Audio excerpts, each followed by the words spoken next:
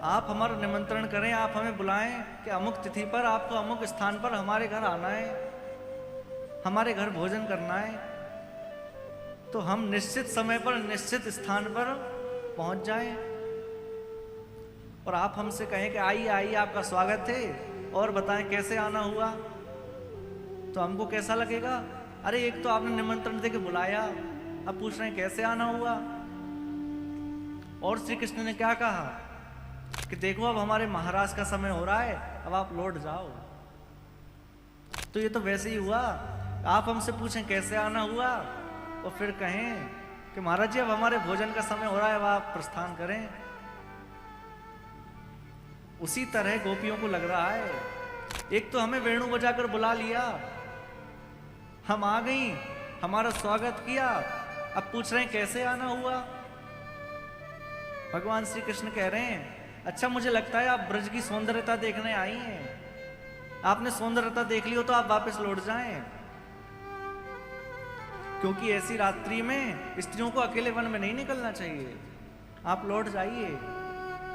और जैसे ही ऐसा कहा तो गोपियां तो उदास हो गई, मुख लटक गया, मुख लटक गया। भगवान श्री कृष्ण स्त्रियों का परम धर्म समझा रहे हैं। स्त्रियों का परम धर्म क्या है? दुश्शीलो दुर्भगो वृद्धो जड़ो रोग्य धनो पे वा पति स्त्रीभिर्न हातव्यो लोकेशु विरपात की।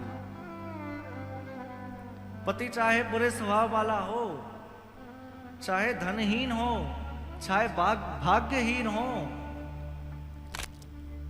चाहे वृद्ध हो, चाहे मूर्ख हो, चाहे जड़ हो, चाहे निर्धन हो, कैसा भी पति हो उसका त्याग नहीं करना चाहिए।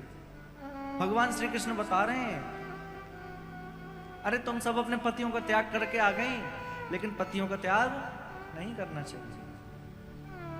गोपियों ने पूछा अच्छा एक बात बताइए, आप हमें पति धर्म पत्नी धर्म समझा रहे हैं कि पतिव्रता धर्म कैसा होता है, पति के प्रति कैसे रहना चाहिए, तो ये बताइए कि हम पति के प्रति धर्म करेंगे तो उससे हमें क्या मिलेगा?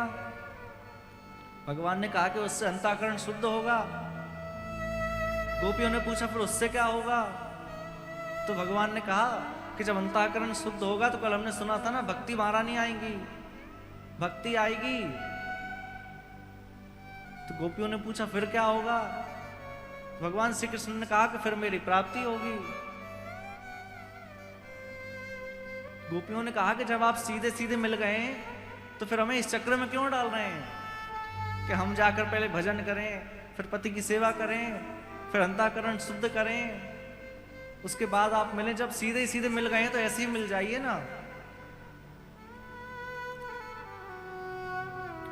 भगवान श्री कृष्ण ने बड़ा प्यारा उपदेश दिया है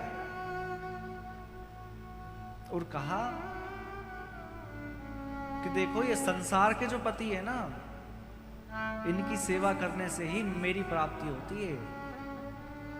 गोपियां कह रही हैं संसार के पति सब मिट्टी की मूर्ति हैं। एक उदाहरण दिया। गोपियों ने कहा एक स्त्री थी, वो अपने पति में खूब प्रेम रखती थी, खूब अनन्य भाव रखती थी, उनको बिना देखे भोजन भी नहीं करती थी, पानी भी नहीं पीती थी। पर उसके पति को किसी कार्य से विदेश जाना पड़ा, तो उसने कहा पति ने आकर कि देखो मुझे कुछ दिन के लिए विदेश जाना पड़ेगा। अब ये सुनते से ही पत्नी तो व्याकुल हो गई, मैं तो आपको देखे बिना पानी भी नहीं पीती हूं, मैं कैसे रहूंगी? तब उस पति ने एक युक्ति बताई कि देखो एक मैं मिट्टी की मूर्ति बनवा देता हूं, जब तक ना आऊं जब तक उसी को पति मानना, उसी की सेवा करना, उसी को देखकर भोजन ग्रहण कर लेना। पति चला गया। अब वह पत्नी खूब उसी की सेवा करती, उसी को देखकर उसी की पूजा करती। कुछ समय बाद, कुछ दिनों बाद उसका पति वापस लौटा, आके दरवाजा बजाने लगा। तो उस समय उस स्त्री का क्या धर्म है? मिट्टी की मूर्ति की पूजा करे या जो दरवाजे पर असली पति खड़ा है उसकी पूजा करे, उसकी अगवानी करे? क्या धर्म है? असली पति की अगवानी करे, क्योंकि मिट्टी की मूर्ति की उपयोगिता तो जब तक ही थी जब तक असली पति नहीं आया था। अब असली पति ने आकर दरवाजा बजा दिया है तो मिट्टी की मूर्ति की क्या आवश्यकता है? यही जवाब भगवान कृष्ण ने दिया कि मिट्टी की मूर्ति की उपयोगिता तो जब तक ही थी जब तक असली पति नहीं आया था। तो गोपियां कह रही हैं कि देखिए प्रभु, ये संसार के जितने पति हैं ये सब मिट्टी की मूर्ति हैं, और जब आप असली परम पति कहते हैं ना, आरती में तुम हो एक अगोचर सबके प्राणपति, आप सबके पति हैं, आप परम पति हैं जगत के। तो जब असली पति ने आकर दरवाजा बजा दिया है तो हमें मिट्टी की मूर्ति में क्यों लगा रहे हैं? आप हमें स्वीकार कर लीजिए। और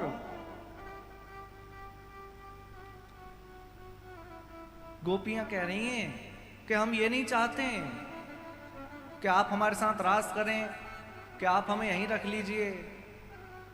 हम केवल और केवल इतना चाहते हैं कि आप एक बार स्वीकार कर लीजिए और एक बार कह दीजिए कि आप सब गोपियां हमारी हैं। एक बार स्वीकार कर लीजिए बस, और कुछ नहीं चाहिए हमें।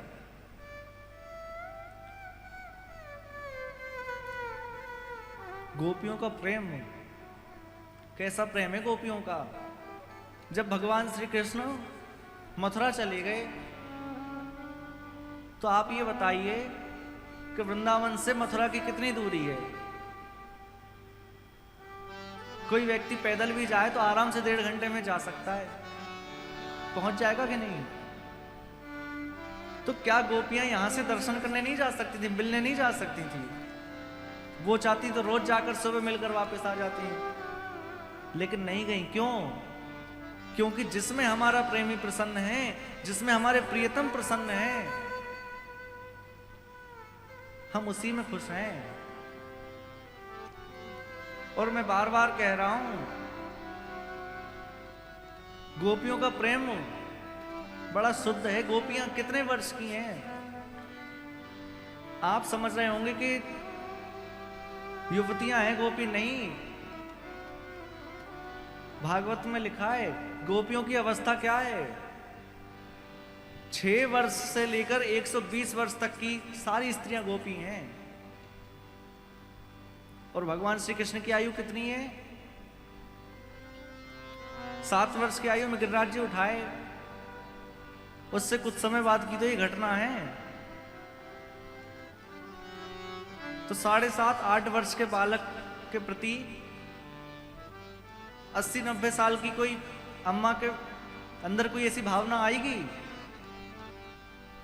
मैंने पहले भी कहा, ये कोई स्त्री पुरुष का मिलन नहीं है, ये तो जीवात्मा और परमात्मा का